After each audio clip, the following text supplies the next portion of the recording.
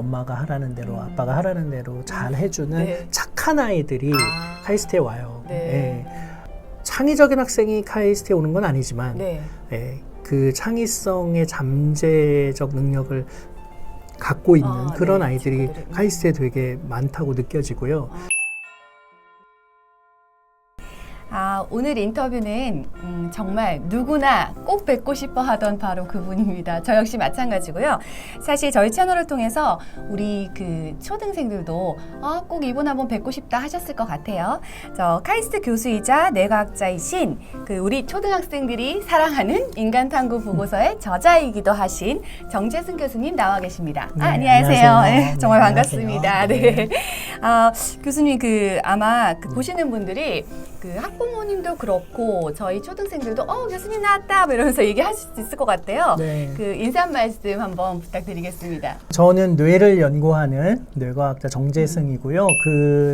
제가 주로 하는 원래 연구는 의사결정할 때, 선택할 때 뇌에서 어떤 일이 벌어지는가를 연구하고 있습니다. 그래서 사람들로 하여금 상황을 주고 선택을 하게 하고 그때 뇌에서 벌어지는 걸 뭐 MRI, 펑셔널 MRI, 네네. 뭐 뇌파 뭐 이런 걸 찍으면서 이 사람이 왜 이 의사결정을 했는지를 네네. 알기도 하고 네.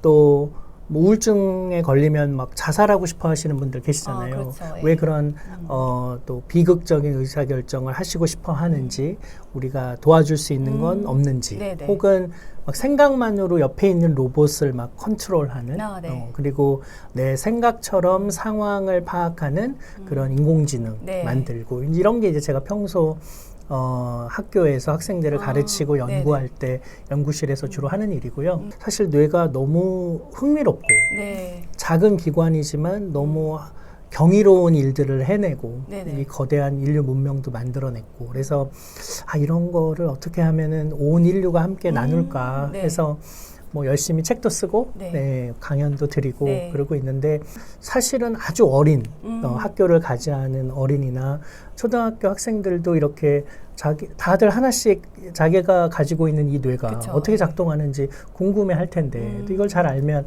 나도 이해할 수 있고 또 친구들도 이해할 수 있고 해서 어린이를 위한 뇌과학 책을 한번 써봐야지 저희 딸아이들이 커가면서 그런 생각을 하다가 인간탐구 보고서라는 책까지 내게 된 그런 과학자입니다. 실제로 이 책을 쓰게 된 이유도 그 아이들이 성장하면서 점점 뇌가 해마다 달라지거든요. 그래서 이제 그걸 본인도 느끼면 내 키가 얼마나 커졌는지 이렇게 뭐 문에다 대고 막 표시하고 그쵸. 우리 그러잖아요. 네. 그런 것처럼 내 뇌가 예전 같지 않다는 거를 아이들이 느끼게 해주려고 저희 딸아이들 제가 딸 셋인데 네, 그 딸아이들한테 이제 느끼게 해주려고 사실은 책을 기획한 건데 첫 책이 2019년 말에 나왔는데 저희 딸아이들은 이미 초등학교를 다 졸업해서 되게 늦게 이제 준비하는데 너무 오래 걸려서 좀 늦게 나오긴 했습니다만 저희 딸아이들을 위해서 쓴 책인데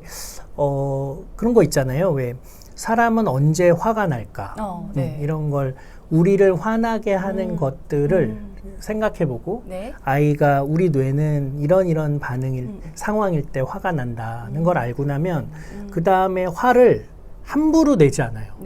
그리고 내가 그 상황 중에 하나여서 지금 화가 나고 있는 거구나 라고 자기를 객관화하거든요. 그래서 그러면서 그 초등학교 아이들에게 뇌를 이해한다는 건 그런 거구나 도움이 될 수도 있겠네 하면서 사실은 이 책이 준비가 된 거라서 이게 뭐 저희 딸만이 아니라 세상의 모든 어린이들이 자기를 좀 객관적인 눈으로 바라볼 수 있었으면 하는 마음으로 쓴 거고요. 그러다 보니 자연스럽게 설정도 그러면 외계인의 눈으로 지구인인 우리 모두를 좀 낯설게 보게 만드는 외계인의 시선으로 나를 보게 만들었을 때 맞아 우리가 좀 그런 면이 있지. 외모에 지나치게 집착하지. 기억력이 정말 너무 부실하지 뭐 이런 걸 느끼게 감정이 하루에도 몇 번씩 바뀌지 이런 나 자신을 좀 느끼게 만들려고 이 책을 쓴 거고요. 그게 또 예를 들면 남의 입장이 되어보는 거 타인의 입장이 되어보는 게 초등학교 들어가기 전에는 굉장히 힘든데 초등학교를 딱 들어가면은 그게 이게 조금 더 가능해지고 네. 한 3학년이 넘어가면은 이제 타인의 관점으로 상황을 해석하는 게 꽤 그럴듯하게 이제 해낼 수 있거든요. 네네. 그래서 그렇게 변화하는 성장하는 내 뇌를 느낄 수 있도록 한번 이런 책을 만들어 봤습니다. 아, 그렇군요. 네. 아니, 직접 읽고 아이가 말씀하셨던 키워드 중에 정말 약간 통제, 예, 그게 가능해진 게 아이가 이제 내가 지금 왜 약간 기분이 나쁜지 우울한지 그런 것도 얘기하고 내가 지금 냄새를 맡는 게 의미가 뭐라는 건지 얘기하고 사춘기에 살짝 접어들었는데 저희 아이는 사춘기에 뭐 어떤 것들은 이런 거다라고 저한테도 얘기하고 그래서 엄마 내가 사춘기니까 그럴 수 있어라고 저한테 역으로 얘기를 하는 책을 맞습니다. 읽고 네. 그래서 되게 좋았고 책 안에 사실 박사님 캐릭터 나오잖아요. 그죠? 그래서 저도 다 읽어보고 네. 우주인에 대해서도 뭐 서로 얘기하고 그랬었거든요. 인재의 어떤 그 역량이 저희 때랑은 좀 다르고 계속 변화하고 있고 창의성에 대한 얘기가 굉장히 화두가 되고 있잖아요. 네. 그래서 이제 교수님 영상도 제가 열심히 한번 찾아봤는데 네. 그 창의성이 뇌에 있어서 어떤 의미인지 어떤 관계인지 네, 뇌가 네, 좀 네. 창의성이 많은 친구들은 뇌가 또 다른지도 되게 궁금하더라고요. 아, 네. 그러니까 이제 사람들이 뇌가 가진 창의적 역량을 주목하는 이유는 네. 다른 사람들이 만들지 못하는, 근데 너만이 만들 수 있는, 네. 그렇지만 우리 사회에 기여하는, 네네. 그런 가치들을 만드는 능력을 이제는 모든 사람들한테 원하는 것 같아요. 근데 네. 우리 교육이 그거를 잘해주고 있다면 특별히 강조할 일이 없는데 사실 우리 교육은 굉장히 보편화되고 표준화된 교육이죠. 그렇죠. 다시 말하면 네. 모든 아이들의 머릿속에 똑같은 걸 집어넣고 네. 최소한 이런 정도의 사고는 해라 하는 걸 지금 가르쳐주고 있는 건데 그렇죠. 중요한 거는 이제 세상에 나가면 물어보거든요. 네네. 우리 회사가 당신을 뽑아야 할 이유를 설명해 보세요. 네네. 그렇죠. 그 나는 남들과 다르지 않은데, 그죠. 그러니까 결국은 나는 남들이 못 만드는 대체 불가능한 네. 나만의 관점이나 네. 경험, 뭐 지식 같은 걸 통해서 뭔가 세상에 기여할 수 있는 능력을 필요로 하는 것 같고, 네네. 그걸 이제 한마디로 창의성이라고 부르는 거죠. 네네. 그래서 부모님이 이제 우리 아이의 창의성을 얘기할 때 좀 너무 뭐 창의성 그쵸, 얘기 많이 많죠. 하는데 그러니까 우리 아이는 다른 아이들과 뭐가 다른가? 다시 말하면 다르도록 나는 키워주고 있었나를 생각해 볼 필요가 있어요. 네네. 그러니까 한 줄 세우기에서 이제 앞에 가라. 네. 점수 더 높이, 네. 더 앞에 서라를 그쵸. 얘기를 했는데 이제 인공지능이 맨 앞에 서 있을 그쵸. 거라서 네. 이제 너는 지금 이 줄에 서 있는 아이들과는 다르게 네. 너만이 할 수 있는 거를 한번 생각해 보라고 하려면 네네. 걔가 남다른 경험도 해야 되고 남다른 관점을 갖는 걸 독려받아야죠. 예, 그래서 그런 관점에서 창의성을 좀 들여다보면 좋을 것 같고요. 네네. 창의성은 타고나는 거 아닌가? 네, 라고 그거 생각하시는 되게 궁금해요. 분 많이 하시죠. 그리고 뭐 아니 그걸 어떻게 교육할 수 있나? 그쵸. 예, 그리고 아니 선생님이 창의적이지 않은데 네. 창의적이지 저희도 창의적이지 우리가 않고. 창의적이지 않은데 네. 어떻게 우리가 애들을 창의적으로 가르치지? 그쵸, 뭐 이런 생각을 하게 되잖아요. 근데 창의성이라는 게 특별한 게 아니라 네. 그냥 이 아이가 어떤 방식으로 문제를 해결했는데 네. 그게 기존에 있는 보통 아이들이 사용하는 방법과 다르고 네. 근데 더 나은 결과를 보이면 네. 그게 그냥 창의적인 거예요. 네, 네네. 특별히 창의성이라는 게 뇌가 어떻게 생겨야, 뇌를 어떻게 써야 네. 창의적인 건 아닌 거죠. 네. 그래서 예를 들면 그냥 우리 아이를 베네수엘라에 그냥 보냈는데 네. 그 학교 아이들은 되게 다 비슷비슷한 방식으로 그렇죠. 사고하는데 얘는 되게 한국적으로 사고할 거 아니에요. 그쵸. 그 아이가 한국적으로 사고하면 그 아이는 거기서 되게 창의적인 네, 사람이라고 보이겠죠. 결과가 좋다면. 네. 그러니까 이제 핵심은 우리 아이가 그렇게 남다른 관점이나 지식 경험을 갖도록 어떻게 네. 해줄 것이냐 그쵸. 네. 하는 건데 내가 처음 이렇게 딱 창의적인 아이디어를 하나 내는 건 한 30번의 경우가 있다면 한 번 정도? 네, 그러니까 진짜 창의적인 생각을 하는 건 너무 어려운 일이에요. 그쵸. 네. 그런데 예를 들면 그런 아이가 30명이 모여 있으면 네네. 나는 한 번 남다른 생각을 하지만 각자 한 명씩 남다른 생각을 할 거고 근데 내가 29번은 와 쟤는 어떻게 저런 생각을 해내지? 이런 걸 듣는 거죠. 그런데 창의적인 아이디어를 들으면 우리는 저게 창의적인 아이디어라는 거는 되게 잘 알아요. 내가 그 아이디어를 낼 수는 없는데 평가는 할 수 있어요. 저거 되게 창의적인데. 두 번째는 그 창의적인 아이디어를 약간 고치어서 내 거화하는 거는 그래도 쉬워요. 나한테 좀 적용을 해볼 수 있는. 저렇게 해도 되는 거야? 그러면 나라면 이렇게 해야겠어. 그러니까 그렇게 저마다 다른 생각을 하는 아이들이 한 번씩만 창의적인 아이디어를 서로 내놓고 얘기해도 나는 내 좋은 창의적인 아이디어 한번 얘기도 하고 그래서 한번 우쭐거리기도 하고 그리고 29번 창의적인 아이디어를 듣고 와 저렇게 생각할 수도 있구나 하는 걸 배우고 그리고 나의 식으로 바꿔보고 사실은 창의성의 교육은 저는 이런 거라고 생각하거든요. 자 창의적이려면 자 1번 자, 이렇게 사고하세요. 자 2번 이런 게 아니라 그냥 각자 나는 자연스럽게 이런 생각이 나서 했는데 너무 다른 애들이 모여서 각자 자기 방식으로 생각하다 보니까 쟤는 저렇게 생각하는구나 라는 걸 많이 듣고 나도 한 번쯤 얘기하고 이런 기회가 많아야 되는 거죠.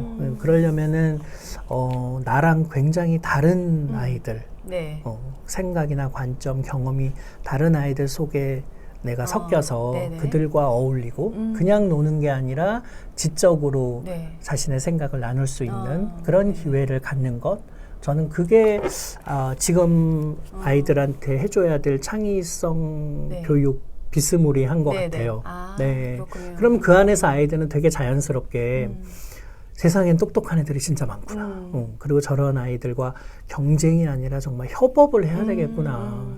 그리고 쟤네들이 생각 못하는 걸 나도 생각해낼 수가 있구나. 그런 나의 자존감도 생기게 되고 그러면서 그들과 같이 어울리면서 내가 더 큰 걸 한번 만들어 봐야지 같은 생각을 하게 하는 게 지금 어린이 청소년들에게 되게 절실한 것 같아요. 그 카이스트 친구들은 저희가 생각했을 때 딱 그 창의성 하면 왠지 카이스트 딱 떠오른단 말이에요. 그래서 이 친구들 중에서도 혹시 교수님이 보셨을 때 이 친구는 참 창의적이야. 이런 친구들은 뭔가 이렇게 좀 다른가요? 눈으로? 별로 그런 것 같진 않고요. 별로 그런 것 같지는 않은데 정말로 가능성이 있는 그 잠재력이 좀 느껴지죠. 왜냐하면 카이스트에 들어오는 데까지 창의적인 아이들이 선택받는 구조는 아니에요. 그래서 오히려 카이스트 학생들은 어떤 애들이 다 카이스트에 들어오냐 하면은 되게 똑똑하고 성실한 효자, 효녀. 정말요? 창의성도 엄청 좋은 친구도 이렇게 생각했는데. 그렇다기보다는 예를 들면 사실 학교 공부가 만만하지가 않잖아요. 힘들잖아요. 그런데 보통 아니 왜 이 어려운 문제를 이 45분, 50분 안에 빨리 다 풀어야 하지? 이게 내가 훌륭한 과학자가 되는데 도움이 되나? 라고 되게 근본적이고 철학적인 질문을 가진 아이들은 카이스트에 입학하지 못해요. 그렇군요. 방황하고 지금의 교육 체제가 이 교육 체제가 본질적으로 인간에게 도움이 되나? 이런 고민을 하는 훌륭한 학생들은 카이스트에 못 오고요. 엄마 아빠가 하라는 대로 그냥 성실하게 굉장히 열심히 하는 친구들. 근데 하라는 대로 보통 하기에 되게 벅차죠. 그런데 일단 머리가 좋고 성실해서 엄마가 하라는 대로 아빠가 하라는 대로 잘 해주는 착한 아이들이 카이스트에 와요. 근데 지금까지 한 번도 너가 다른 학생들보다 뛰어나다는 걸 증명하지 말고 다른 학생들이 못 만드는 걸 만들어봐.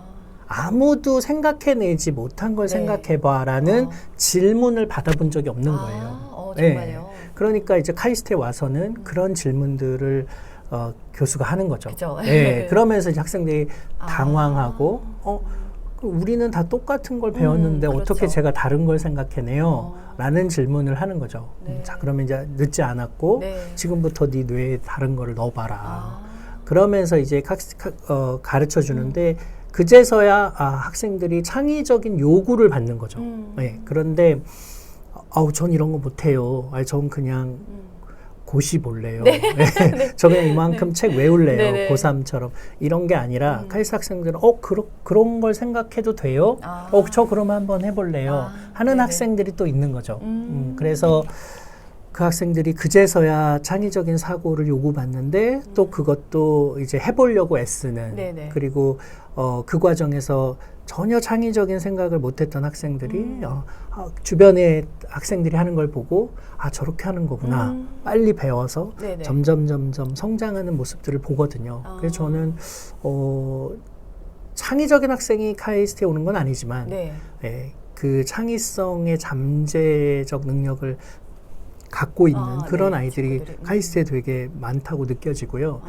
이게 네. 꼭 카이스트 학생만이 가능한가 싶어요. 저는 다른 학교 학생들도 네네. 그리고 일찍 시작하면 일찍 시작할수록 다른 아무도 생각해내지 못하는 걸 생각해내봐. 네네. 그리고 우리 사회의 문제가 뭔지를 찾아서 네가 그걸 해결해봐. 같은 질문들을 이르게 받으면 받을수록 네. 저는 더 잘 너끈히 수행하리라고 보여집니다. 그렇군요. 네. 그러니까 창의성이 사실 나이랑도 상관없이 어느 네. 때 하더라도 말씀하신 그런 내용들을 가지고 연습을 해보고 도전을 하고 친구들이랑 계속 새로운 생각을 해보고 이런 것들이 되게 필요하네요. 네. 근데 네. 우리는 그러니까 방법을 가르쳐주고 네네. 그 방법대로 문제를 해결해봐 그쵸. 하는 건 네. 지능이고요. 창의성은 방법을 모를 때 네. 이 아이가 어떻게 문제를 해결하는지가 창의성에 더 가까워요. 그렇군요. 네, 그러니까 방법을 많이 알고 있고 지식이 많고 이런 거가 특별히 중요하진 않죠. 그런데 네. 방법을 모를 때 네. 얘가 어떻게 행동하는지가 더 중요한 건데 네. 필요한 지식을 자기가 스스로 찾아보고 뭐가 필요한 지식인지를 알아내고 네네. 그리고 그 문제를 해결하기 위해서 자기가 부족한 것들을 어떻게 네. 친구의 도움을 네네. 얻기도 하고 누구에게 물어보기도 하고 어떤 방식으로 해결하느냐 네네. 이제 그걸 보면 이 학생은 되게 창의성이 있는 학생이구나 없는 학생이구나를 알 수 있죠. 문제 해결에 약간 듣다 보니 과정들에서 네, 그쵸? 네, 계속 창의성을 네. 발휘해서 해결해가는 쪽으로 네, 그쵸? 네. 이해가 되네요 이제. 네, 네. 저희 아이한테는 인생책이에요. 그 학교에서 소개할 때 인생책으로 소개하고 친구들한테 엄청 이렇게 가서 잘 설명을 했나 봐요. 그 친구들한테 전부 붐업이 돼서 진짜. 네, 다 관심 있고 오늘 이제 학교를 안 가고 오늘은 중수업을 하는데 여기 따라오겠다고 제가 말리고 꼭 사인 받아다 준다 그랬더니 꼭 6권을 받아오래요. 자기가 6권을 되게 좋아하고 이제 진짜. 7권을 기다리는데 그래서 엄마가 7권 좀 여쭤볼까? 그랬더니 나한테 스포하지 마. 나 엄청 기대하고 있으니까 스포하면 안 돼.